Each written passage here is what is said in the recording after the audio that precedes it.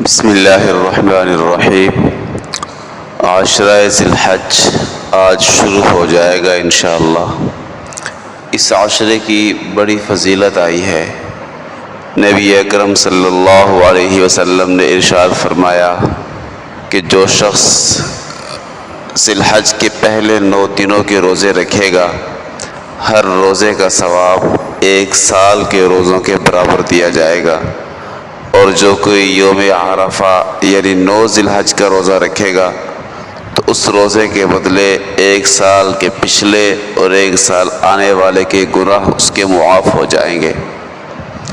اور مزید اس عاشرہ کی فضیلت بیان کرتے ہوئے ارشاد فرمایا کہ اس عاشرہ کی ہر رات شب قدر کے برابر ہے، یعنی ہر رات کی عبادت، نوافل، ذکر، اذکار کا ثواب 30,000 دنوں کے برابر لکھا جائے گا، یعنی 1000 مہینوں سے بھی زیادہ اس کا ثواب شمار ہوگا۔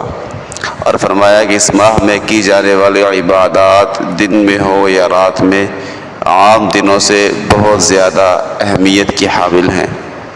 اس عظمت اور رفعت کی وجہ سے اللہ رب العزت نے قرآن کریم میں عاشرہ ذی الحج کی پہلی 10 راتوں کی قسم بھی کھائی ہے، والفجر ولیال عشر، اور 10 راتوں کی قسم ہے۔ تو یہ مہینہ آج سے انشاءاللہ شروع ہو جائے گا، تو اس کی عظمت و رفعتوں کو لوٹنے کی کوشش فرما لیں، اس لیے کہ پھر معلوم نہیں کہ دوبارہ یہ مبارک عشرہ ہماری زندگیوں میں آتا بھی ہے یا نہیں۔